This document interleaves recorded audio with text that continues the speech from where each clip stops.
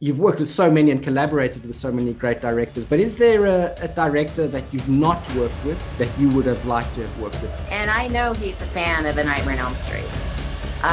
He has a theater on Beverly Boulevard in Los Angeles.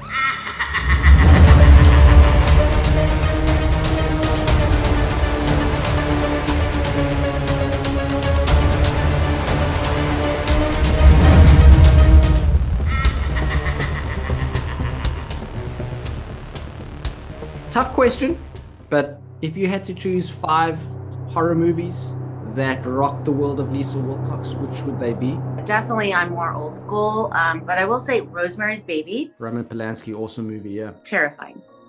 Also, the movie called Frances, which is based on a true story of the actress Frances, played brilliantly, and I'm totally blanking out on her name, Jessica Lange.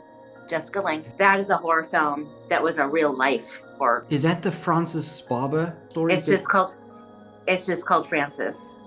Goes to a mental asylum and yes, then comes I out. think is it called I thought it was just called Frances, but it is called Frances. You're right. I think she's a Hollywood actress, right? And yes, and is put into an insane asylum and brain.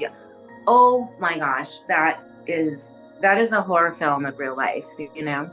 Right. I thought the first Saw film was brilliant. It does get a lot bloodier after the first one. Not that I mind that. Carrie. Totally relate to Carrie. She's bullied by kids, high school. And then the blood pouring on the white nightgown. Oh my gosh. I love Carrie. Carrie is brilliant. She finds her strength. And then classic is The Exorcist, Yeah.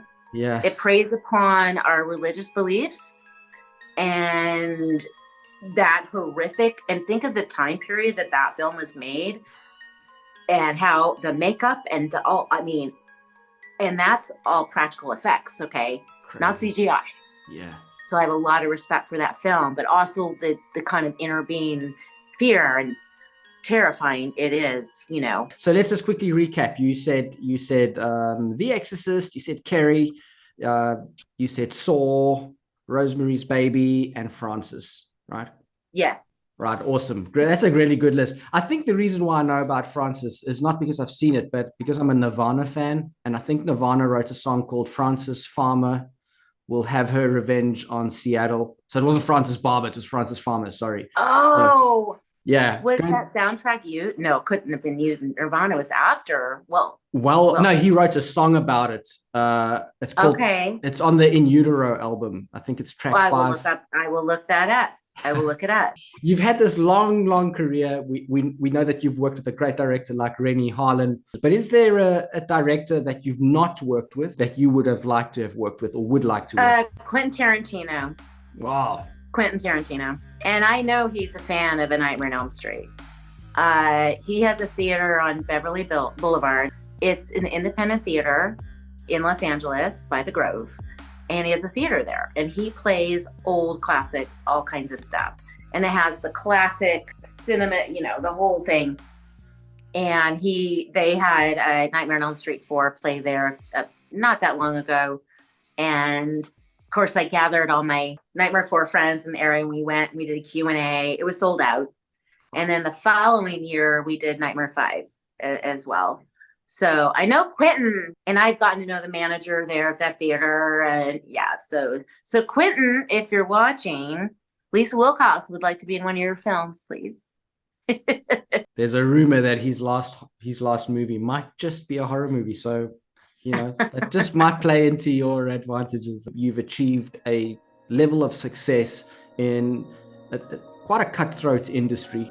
What is your definition of success? And also, has your criteria for success, has it changed since back in the day to now?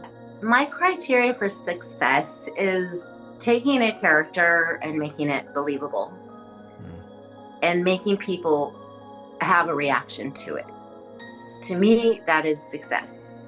Money has never been my game. It's really about doing a really good job as an actress to where people react and respond.